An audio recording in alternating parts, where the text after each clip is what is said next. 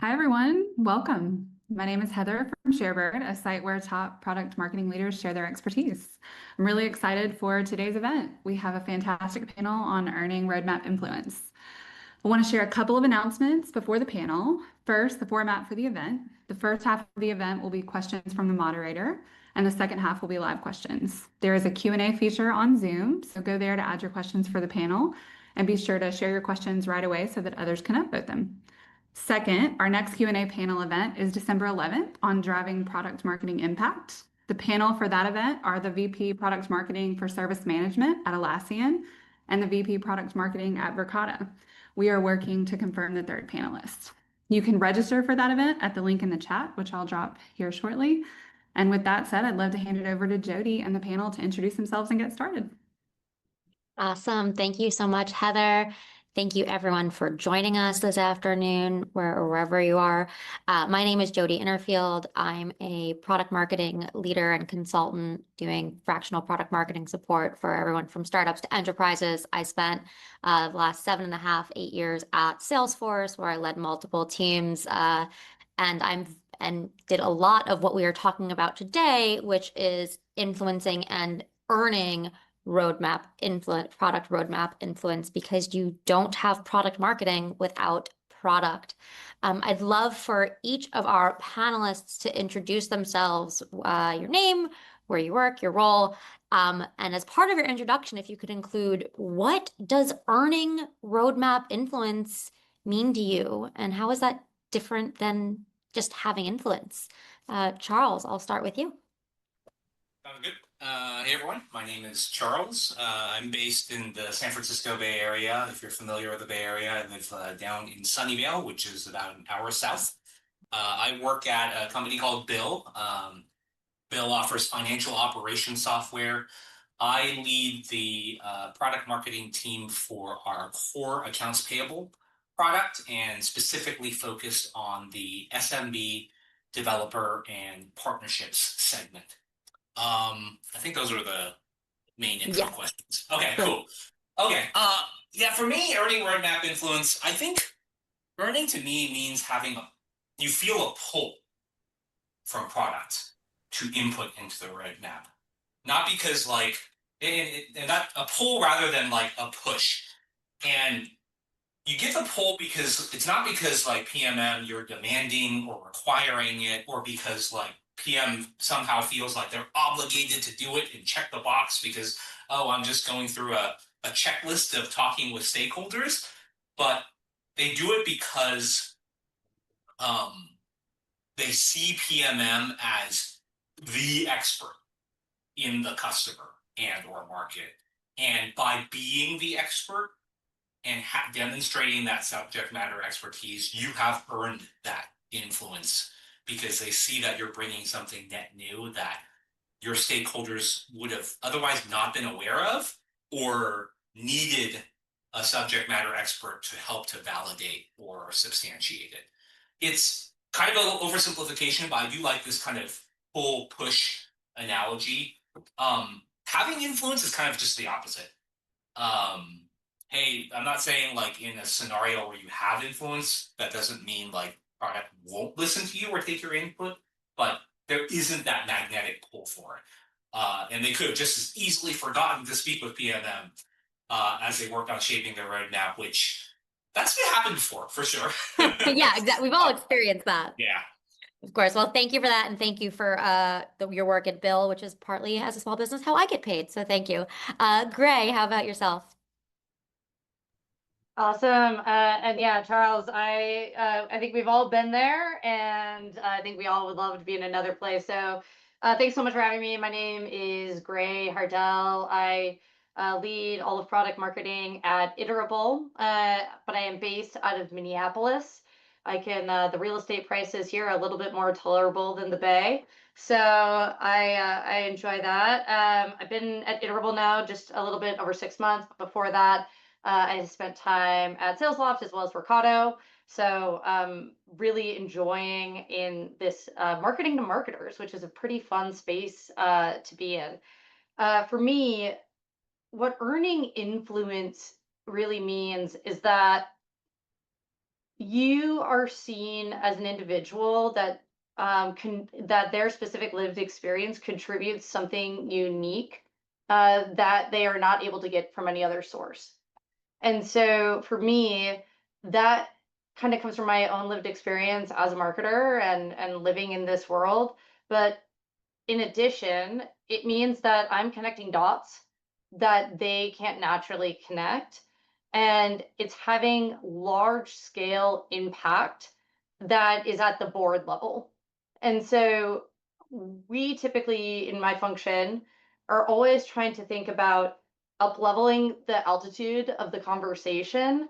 And so PMM is not seen as this really high cost center, but as a strategic growth lever that without we would be in a worse financial position. I love that. So really emphasizing the strategy and emphasizing the financial impact that product marketing has at the end of the day. Correct. Yeah. Awesome. Thank you. Priya, what about yourself? Hi, everybody. Thanks for having me today. My name is Priya, and I lead marketing at Stripe for our revenue suite of products, which centers around our billing, tax software. We have revenue recognition software. And prior to Stripe, I was at Navan, where I led product marketing there, as well as Box and Gusto prior to that. And I agree with what both of you said about just what it means to earn product marketing influence. I think I really like, Charles, your what you said about just pull. I really think it's, you are perceived to be a market expert, the voice of the customer, the voice of the field, not just taking the voice of the field, because sometimes, you know, sellers can give feedback based on like one random account, but really knowing the market and the needs of the customers, having that pattern recognition to instill confidence with product, to have them see you as an important voice as they're thinking about their roadmap and where they prioritize. So I think it really just comes down to earning their respect, probably isn't the right word, but kind of, yes, respect, earning the respect that Sure. you are an expert on the needs of the customer. Awesome. Well, speaking of earning their respect, can you share a specific moment where you successfully influenced a major roadmap decision? What was that like, and what in particular made your approach effective? And Priya, I'll start with you. Sure.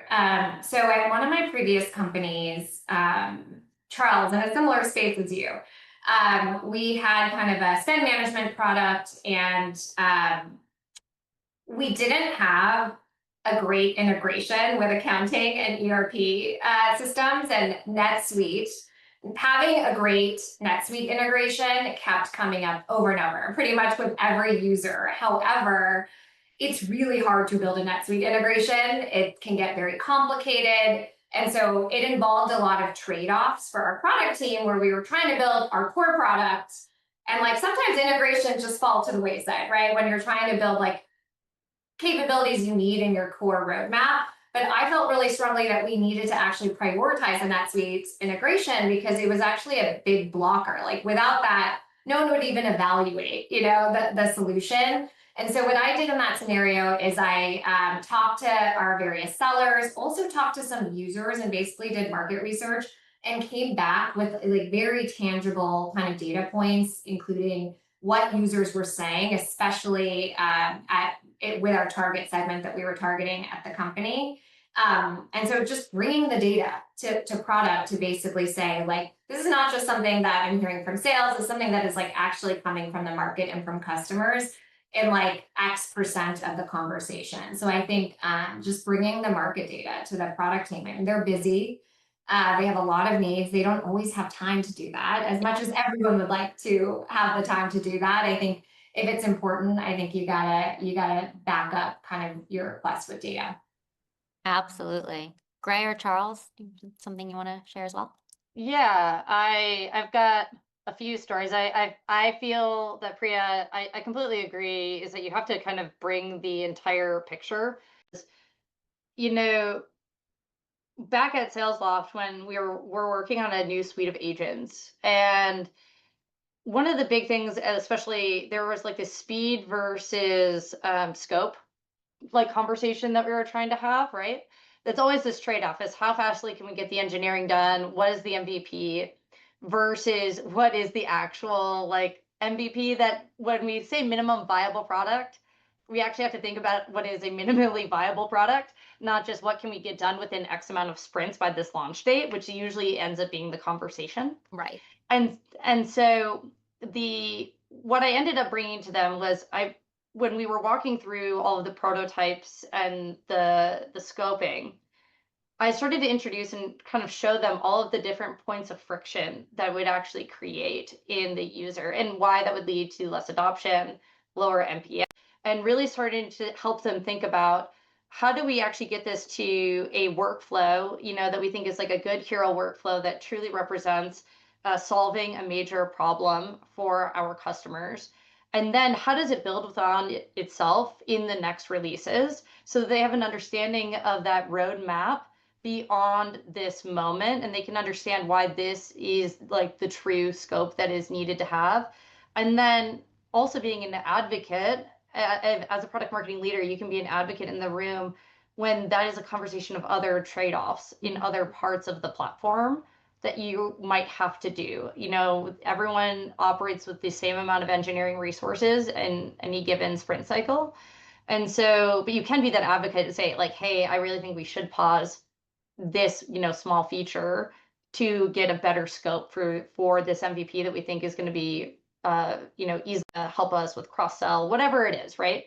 And but you have to show them what the good looks like and understand the points of friction, and then what are the dependencies that are now created as a result. Yeah, so you've got the market context that you need to bring at the macro level for what we should build, but then you also need to understand the user experience to say, here's the prioritization for how we should get this built and what actually needs to happen before we can even move forward.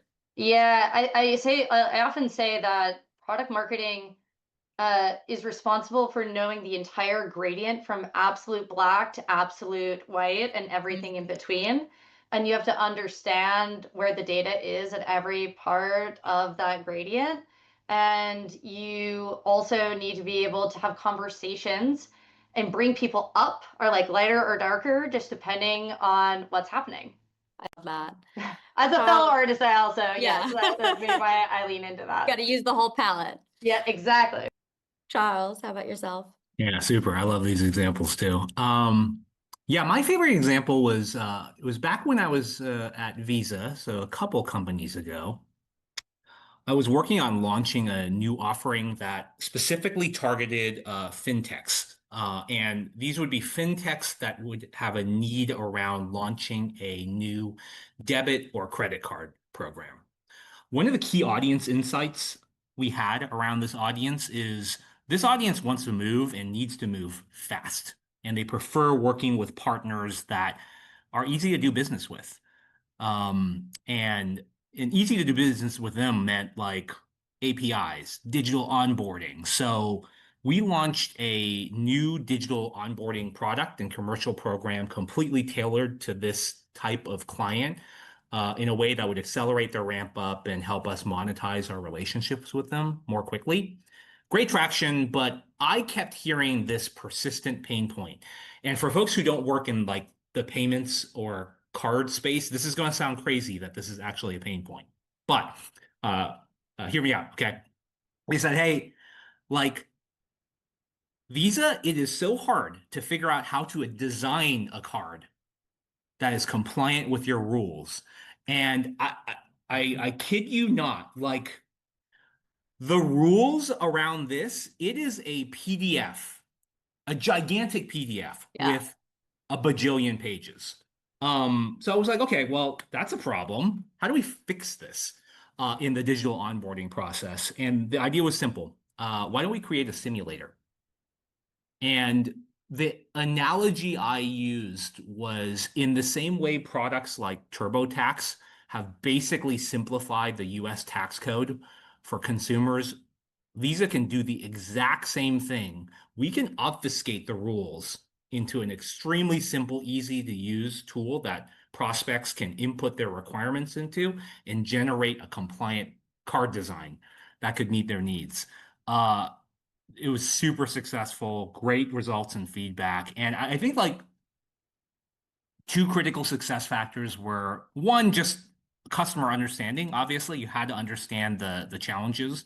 But the second thing was thinking a little bit more creatively about like what are the ways to address these challenges? Because you could rewrite the tax code, so to speak. And Good don't luck. get me wrong, I'm sure there's probably an initiative there now at Visa to do that. But in absence of that, like what can you do to make that Right. experience better for the customer and client? Right. I love that. And speaking of customer feedback is at the center of what we do as product marketers, but particular from what I heard from you all, and we all know as product marketers, customer feedback is at the center of what we need to use to influence a roadmap. Because if you're not doing something based on what the customer needs, wants, or doesn't know that they need, why are you building it? So with that, how do you structure customer feedback and collecting that customer feedback so that it actually lands with product teams? Do you have a format or a frequency for gathering this information and this insight that works? I'll jump in here.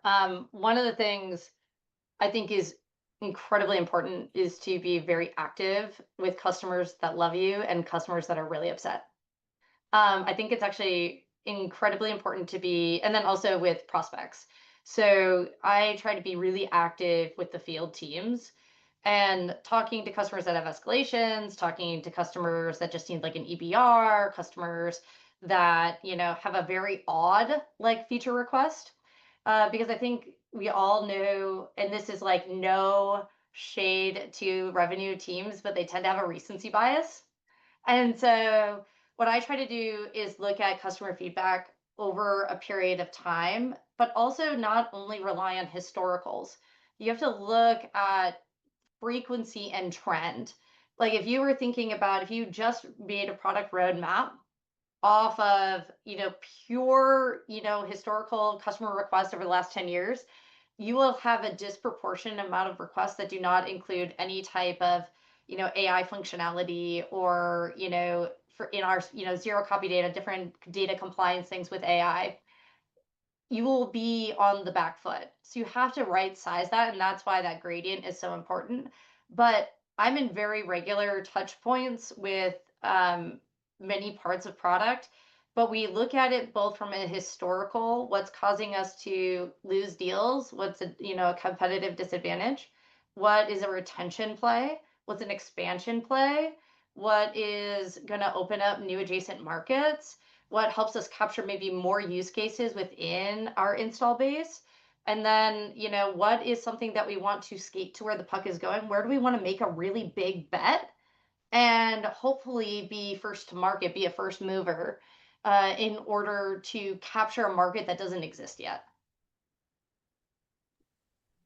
I love that. Oh, Priya, go ahead. To give comfort to folks in the audience who are having trouble with this particular thing. This has been a struggle at like almost every company I've worked at because it is very challenging, like to do all the things that Grace just said, right? Like how do you make sure you're getting the ongoing information, you're collecting it? As we know, reps don't always complete fields in CRM and it just gets really difficult. So I think step one is just aligning with sales, with the SA or SE organization on like one single place to capture information. It should be the CRM, but actually like at a lot of companies, like sometimes it ends up being a spreadsheet that PMM maintains or some other team maintains. At Stripe, at least in the business that I oversee, we've aligned with these stakeholders. It's basically our SE org and our sales org with our product organization. So every team is aligned on like the one place where product feedback goes. And then my team runs a process where, and this doesn't have to be PMM. It actually, it could be product operations, depending on the size of your company. I actually, in a perfect world, it isn't product marketing, but we got to do what we got to do to get the data. So it's all comes into this central place. It's like a Jira process, ticket process. And then my team every quarter basically goes through and outlines, what are the top asks, like which deals. That's part of the intake form is kind of what are the deals where this came up, what was the lost revenue opportunity, and then you can kind of spot the trends and share that back to product. And that's a really great way to earn that kind of respect from the product team. If you have this process in place. And it's actually a very easy win if you're like stepping into a company where there isn't some kind of process in place. I think your product and sales teams will really value that. I have so little to add here because I feel like Gray and Priya really hit the nail on the head. There's something I want to double down on in terms of like the last thing that Priya said. In my mind, what the process she's describing is like, hey, in order to make sure something lands well with product, um, you don't want to give them homework. You want to give them insight. And I've seen this before with I think folks who maybe are earlier in their PMM career where they might default or fall into the trap of treating customer feedback collection like cataloging stuff, as opposed to like mining it for a insight or a strategy or a recommendation. And I think that's the most critical motion I would want to like put a finer point on and say, hey, like that is one of the best ways to make sure that like the feedback lands well and it's received well. And to Priya's point, you're seen as the expert and not someone who's just Right. shuffling raw notes to them. Yeah. You're not just the facilitator of collecting the notes. You're actually adding your insights and your expertise to say, here's what this means, what we should do with it. So speaking of product and getting information to product teams, I want to shift to learn more about your relationship with product management teams. What's that relationship like? How do you work with them? Is it like weekly syncs, quarterly planning? Is it something else entirely? I've worked at companies and with companies that are where like product is your best friend. And then I've worked with companies with clients where it's much more hands off and distance. And I'll let you decide if they are influencing or earning product roadmap that way. But Charles, I'd love to learn from you first. Yeah, yeah. I'm so lucky that at Bill we have a really good relationship with product management. We kind of have all of those types of syncs. There's a lot of syncs, which at first sounds scary because you're like, oh, you're in so many meetings, but each one serves a completely different purpose. Like quarterly is really about like planning and strategy. Monthly is um, getting into a cadence where you can regularly review OKRs and make sure that we're delivering, both teams are delivering on objectives.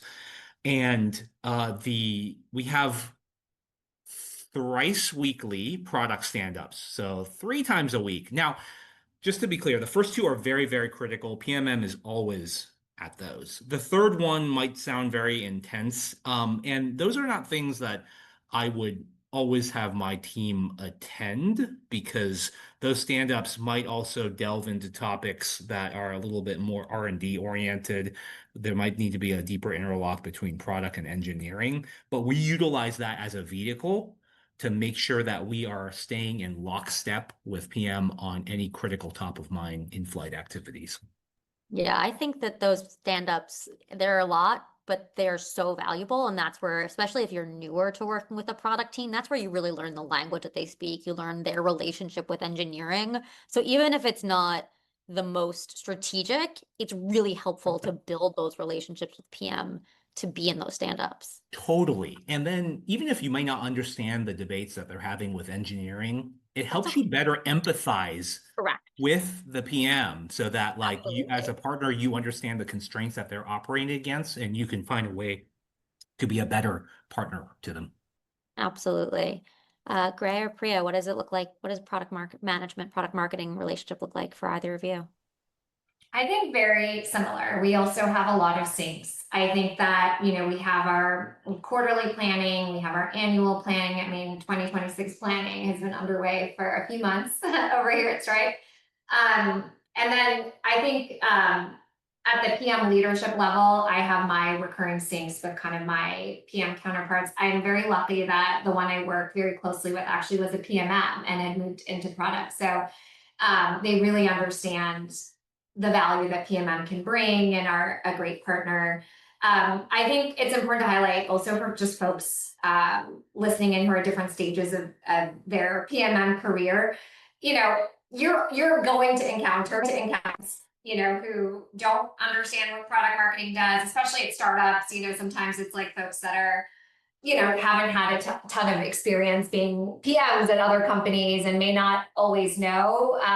And there's sometimes you'll have to kind of educate your PMs or squeeze in there. Like if they're not bringing you in, just set up time with them and kind of over time you'll build a working relationship and get some easy wins and help them understand like marketing is a huge piece of the puzzle, right? To be able to launch a product, but your work doesn't just end with launching a product. So that's kind of going on a tangent, but I think you can have PM leaders that you work with or PMs that you work with that kind of fall across a spectrum where sometimes some are really familiar with the value that you can bring. They're really excited to meet with you. They meet with you regularly. And if you're kind of on the other side working with PMs who may not, we can chat more about that in the Q&A section. But it is really important to have those ongoing touch points. And when you meet with your PMs, always have like a nugget or two of some insight to share from the field or from the market. So you can kind of build that credibility over time. So they really see the value and kind of bringing you into their, planning process. That's great. And that's a great reminder too. If you have any questions, you could drop them in the Q&A because we will be taking some Q&A from the audience after. I already have some additional questions that I want to ask, but we'll let others put theirs in first. Gray, how about you? What does product management relationship look like over there? Yeah, I mean, with the CPO, like we're like in lockstep. I'm talking to them. Like I talked to my head of engineering, my CTO, my CPO, my CEO, almost every single day. And so I feel very privileged to have that relationship. I think that is part of earning it. Like if you are not somebody that is providing insight and market context, you won't get that. But one of the big things that we do to make sure that we're properly spending our time is throughout the product marketing team, we have a relationship map where we understand who's really owning those conversations across product. Because what I don't want is for product to be inundated with information from a bunch of different sources that it's not just collected for them. And so, my directs that they have certain levels of relationships that they have versus the ICs that have different relationships as well. And then there's a good flow of communication now that we have that. And then what we try to do is make sure that when that person is owning that relationship, anytime that somebody else is, it doesn't mean that no one else can talk to them. It just means that we keep them in the loop so that we're not giving market insight in vacuums and that we're sharing it constantly. The other thing we do is we have a library of insights, and every single person on my team is either on a call or listens to a customer call every week. And then we just curate like, hey, this is what I learned. Here's what it means to me as a product marketer. And we just share that really broadly. So we have find that way of distributing insights, but it can be really easy to overcompensate and just be over meetinged with product especially when they do value you so much. So having that relationship map is extremely helpful for honoring both your time and theirs, and to make sure that you're giving a level of agency and autonomy to your product marketers to develop those relationships and develop those skills. I love that. That relationship map is a really tactical advice that everyone can walk away with. So thank you for sharing that little tidbit. So it's not always sunshine and rainbows in product marketing land, sadly. Have any of you ever failed to influence the roadmap on something that you believed that was critical, or the insights the market research told you was critical, and what happened and what'd you learn? Too many. I think that there's some times that I think there was a time in my career when, I think especially if you're kind of at your mid-level, I think it can be really easy to not understand, especially like tech debt in trying to develop. And so there might be reasons that you don't know, or they're not telling you of a reason why something can't be prioritized. And one of the best lessons that I learned was just because you think it's really important, you have to remember that decisions are typically made if you have a good confidence in your leadership team. They don't make decisions out of nowhere. There's usually a compelling reason.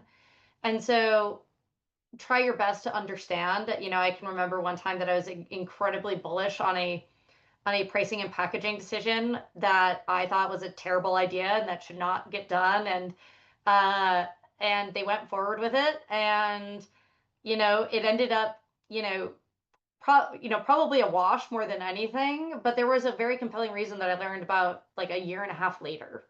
And then it made more sense to me. So, if you're championing something and it's getting shut down, I encourage you to approach it with curiosity and then to say, okay, maybe there's something that I don't know, but if I have confidence in my leaders, then there has to be a reason. And even if I don't understand it right now, I have to have confidence that they're prioritizing and they're looking at the entire macro picture and making the best decision for the organization.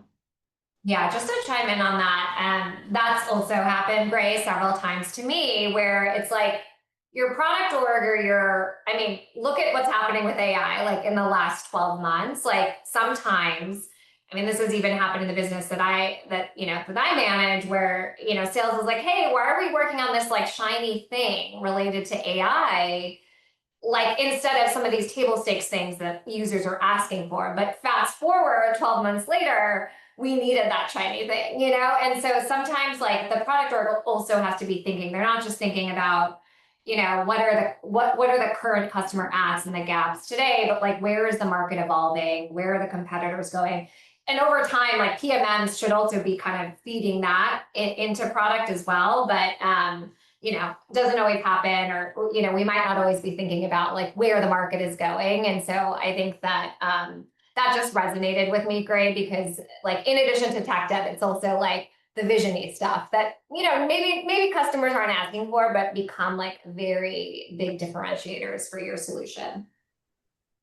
And it's up to balance those two, and how do we help prioritize it? The only thing I would add there is, there's a lesson I learned when I was at Visa, and although this example is like fintech oriented, I think there are analogs to other industries and segments. One unique thing about trying to understand the audience and understanding like the products and solutions that are being delivered is there are so many mechanisms to becoming an expert in that space. Using these as an example, I talked about like the fintech audience, highly communal. So like finding a way to immerse yourself in those watering holes where that audience exists, whether it's those industry trade shows where they congregate, or the Substack newsletters that audience ingests. I think one of the biggest things I learned as kind of a PMM when I was at Visa was like, you got to swim in those watering holes as well, because it's not enough sometimes to just listen to a handful of user or customer calls. You have to immerse yourself in the content that the audience is actually engaging with as well. I love it, and I love the shout out to Substacks and what your customers are reading, because we all know it's a lot of Substacks and Reddit threads at the moment. So my last question for you all before I get to some audience Q&A, if you could give one piece of advice to a product marketer who's maybe struggling to get a seat at the table with the roadmap, what would it be? I have a simple, very tactical one. Please. And like we've been talking a lot about like, hey, be the expert in the customer, have listening posts, do your research. And I think in a world of AI, there are so many ways now to help to scale your ability to do that in a way where you can create more capacity for yourself as a PMM. Like in the old world, a PMM might be spending hours and hours shadowing live calls, listening to just so many all the Gong recordings, and fielding a ton of surveys. Like you can still do all of that stuff, but you can find a way to calibrate that with, okay, like Gong AI will synthesize an AI summary of the hundreds of customer conversations that have occurred over the past month or quarter. And depending on what AI tools your company has access to, like at Bill, we have Notebook LM, which is like I think a component of Google Gemini. You can start dumping every single call recording, survey results. You can dump all of this stuff together and it can start mining it, pre-synthesizing this stuff so that as a PMM, you can start sprinkling in your incremental insight and fine tune it in a way that you can theoretically do a lot more of this upfront customer research in a lot less time. I'll also give a pretty tactical one, just like in the interest of like doing it today, if folks want to. One of the things that I encourage my team to do is if you have an idea, if you have something that you feel passionate about, put it in to your LLM of choice, and then ideally have it respond, give it a prompt to act like a corporate strategist or a CEO, or profile even your executive team, and have it poke holes in your strategy. Say, tell it to be very critical of your idea, to make it force you to flush out all of the dependencies, have it kind of poke holes in your narrative, have it kind of challenge you in that, because that's what, you know, anyone that you're going to be talking to is going to do. So one of the things that has made me extremely successful with executives is I try to think about, know your audience, put yourselves in their shoes, and ask yourself anything that you would probably think is a little underbaked, maybe something that is like a little naive, maybe that is more recency biased or is short-sighted. So I use that, and I have my team do that to up level their thinking, and then more fully form their point of view on why something is important, or challenge their idea on if it is, because you might learn that there's the problem, you're thinking about it as this one thing, but as you kind of, you know, peeled the onion, if you will, you got to a different thing that is actually the main cause, instead of causing, you know, maybe solving for some of the symptoms. And now you have a much more thoughtful approach, and something that also is going to make the PM team really shine and also accelerates their scoping. So have your LLM just beat up your idea. And it's a pretty like unconfrontational way for you to get feedback while expanding your thinking. Yeah, maybe just a couple of tactical things. I think one on using AI, and you know, you want to be the market expert, and it's very easy these days to just get digested information and alerts on what competitors are doing, what they're announcing. So just stay on top of that. I have all my alerts set up just so I always know what is happening in the market. You're the first one to tell your product counterparts about it or share out with your organization. And then a second tactical thing is kind of similar to what I mentioned, is make sure, you know, if there isn't a process in place for getting customer feedback, getting field feedback, like be the one to set that up at your company, because I just think that that's so critical to earning, you know, kind of that respect from your product team over time, is really just them knowing that you're taking the time to get in front of your customers, your users, your sellers.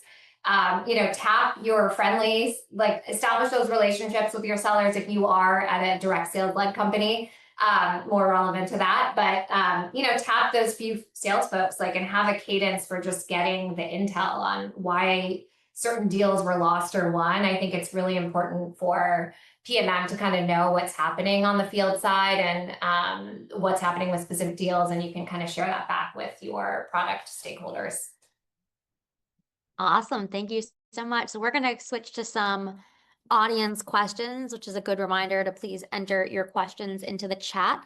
We'll start with one one of you started to mention, if you're newer, but like, can you give an example of some advice or one piece of advice to set up a new PMM for success when they're just joining a company and just starting to build relationships with the product team, especially when you're, you know, you walk into a new company, you don't really know what that company's what the dynamics are between product management and product marketing. What's some advice, or what have you done when starting fresh at a new company?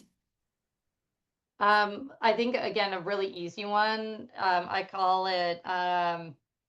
just call it going 2 levels deeper, is anytime that a PM on your first call, they start talking to you about their product, ask 2 questions about what they said, instead of responding with your own point of view. That is a fantastic way. People love to share their insight. People, like, that's why we're all on this panel today, because we all think we have something smart to say. and we can share it out with the world. So in that world, lean on them to be genuinely curious and interested in what they have to say. And then you'll find that there are moments where you now are starting to piece everything together. But if you can have your initial PMMs enter in from a place of like passionate curiosity, they will create a really good relationship with product. But don't just do it with product. Do it with the field, do it with your success team, do it with your support team, because that's actually how you give something back to product. I love that. If no one else has anything to add, I'm happy to move to another question, which is how far out is your roadmap planned and at what detail? And like, what's the commitment level based on how far out roadmap is planned? And how do you even plan far in advance when everything is changing every 2 seconds with AI? Sorry, that's many questions. Yeah, I think for us, the roadmap Tends to go out about a year, approximately. We do fiscal year planning. And confidence levels, as you would imagine, it's a gradient.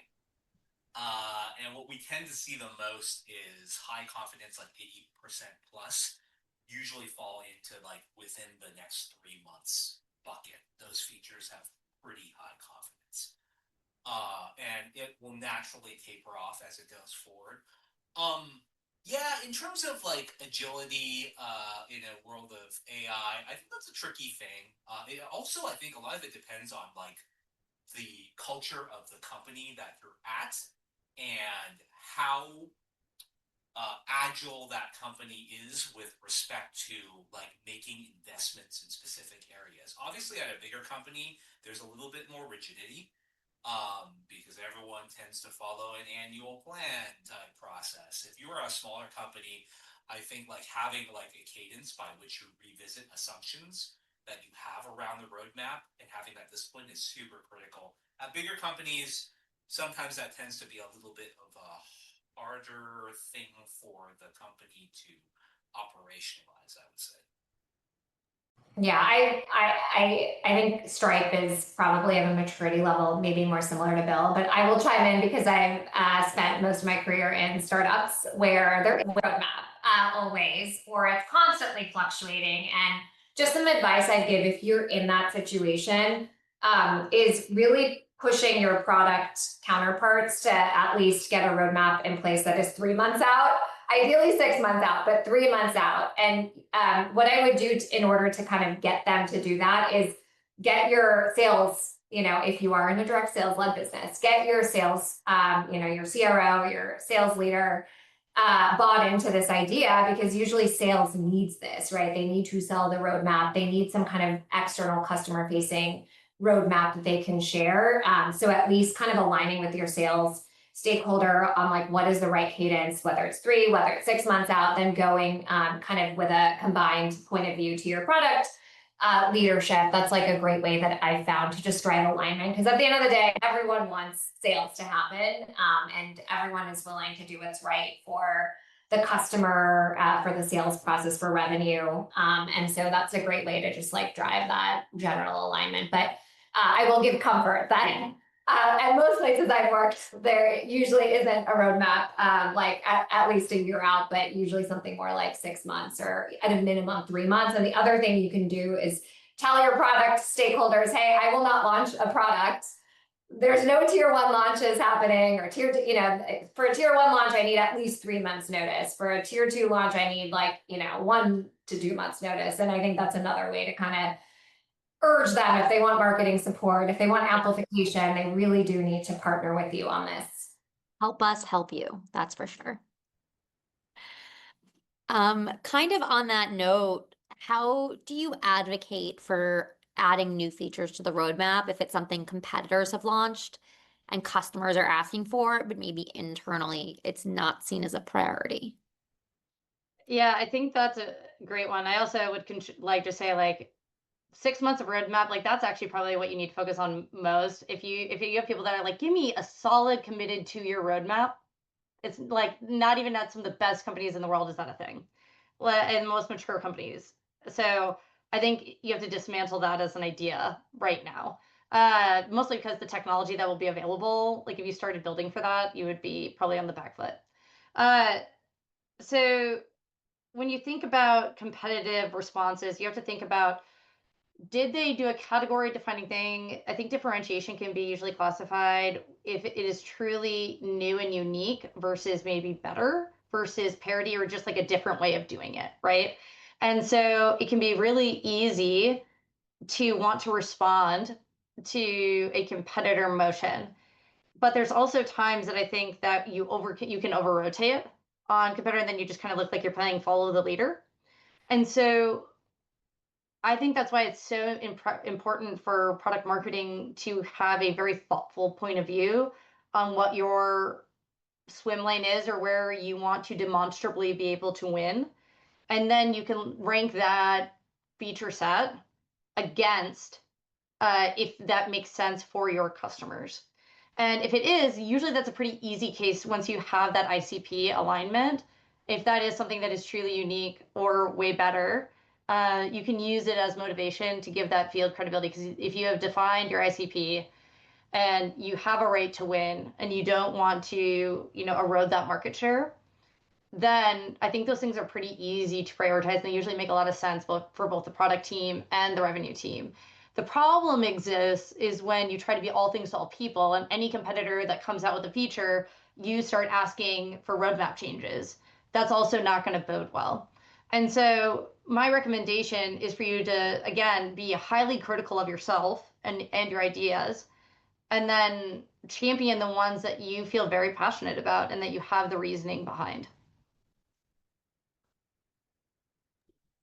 I love that. Priya or Charles, anything else you'd add?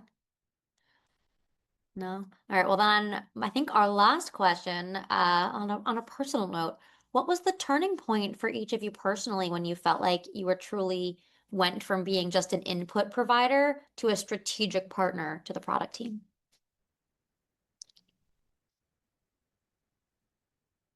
I think it comes down to just being brought into the roadmap planning process, and being invited to kind of give ongoing feedback and, being relied on as a market expert. I think that is the turning point at which your relationship with PM moves from oh, you're just going to help me like launch this thing or like amplify this thing after I built it, to, hey, like, what do you think about, us exploring this? Or could you actually help us, could you help us get feedback? I mean, that can be a blurry line sometimes when they like invite you to help like project manage their betas or something.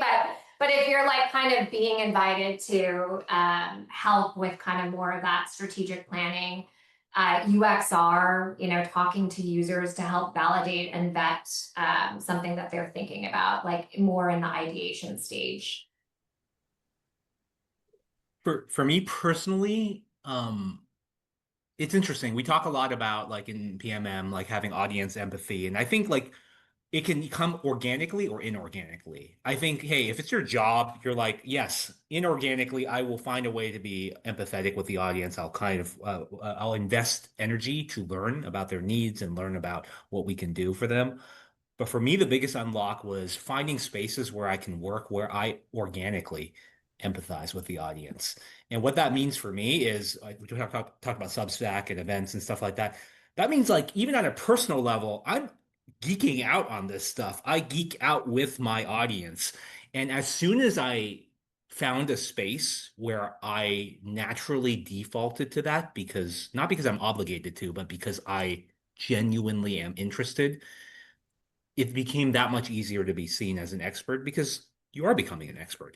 You do have a point of view and you're ready and prepared to kind of assert that point of view to the benefit of product. Oh, I love your dog. Yeah, Guest star. this is my boss. I need to just influence me right now. Sorry.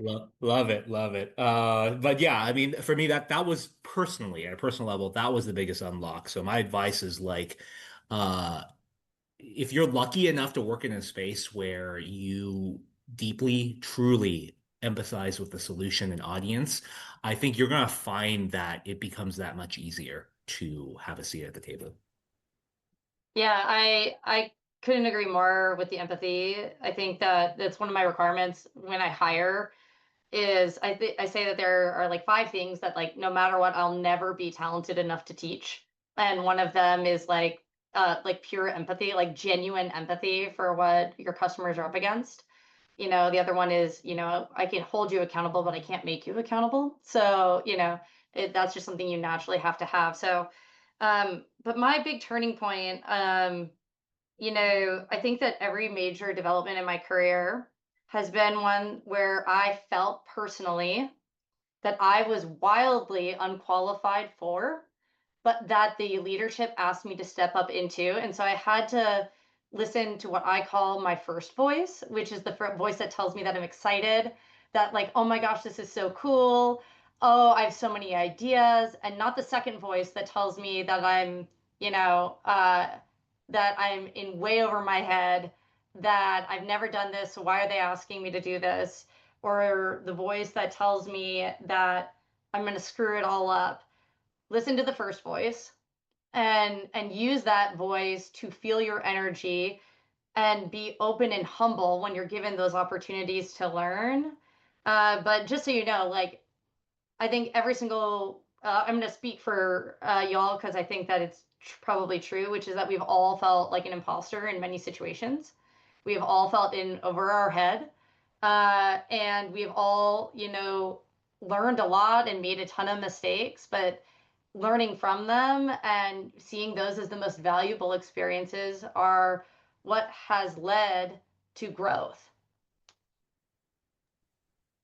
I love that. And I think for me, it's kind of similar to what you all said. The moment I realized I was more of a strategic partner than an input person was Gray. You had said, oh, just ask questions and the PMs love to talk. When the head of PM asked me questions and asked for my insights on what I thought we should be doing or what competitors were doing or is our pricing competitive, that's when I had my unlock of, oh, I am seen as a strategic partner here.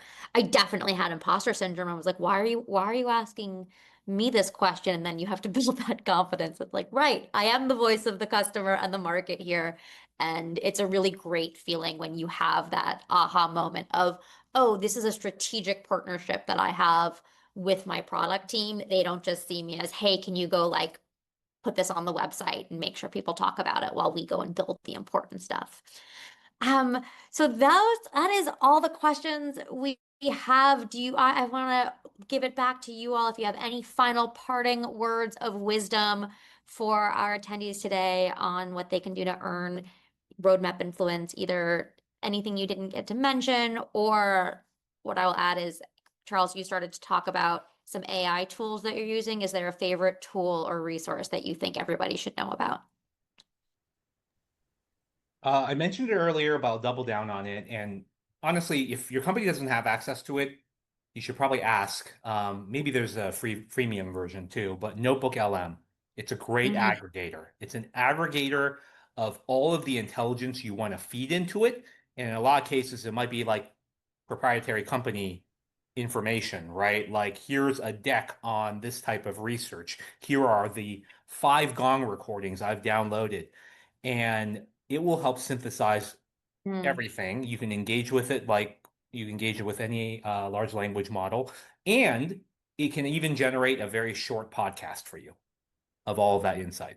So on your commute, you drive to the gym, you drive to the grocery store, you can listen to a distillation with podcast-like voices. So big fan of Notebook LM.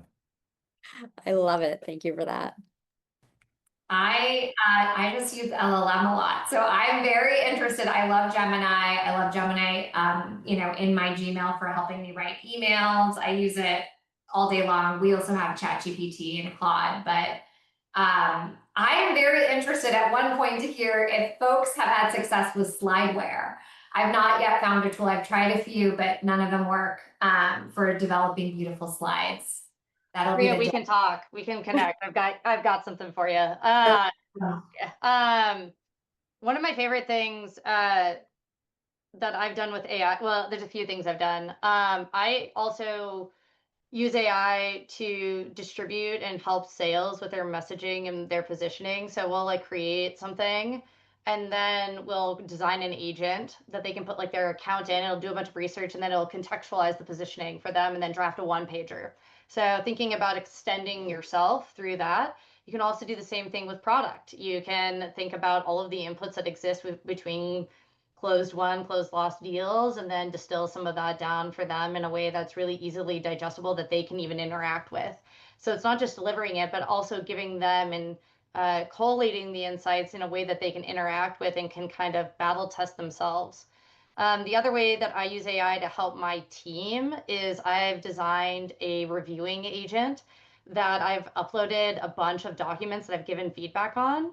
And now my team can just upload any of their messaging or their positioning, and it'll give them as many revs of feedback as they want without it feeling like there's a ton of pressure to have it perfect or to do any of those things. And it makes it that they're getting better while approaching it from a place of non-confrontation.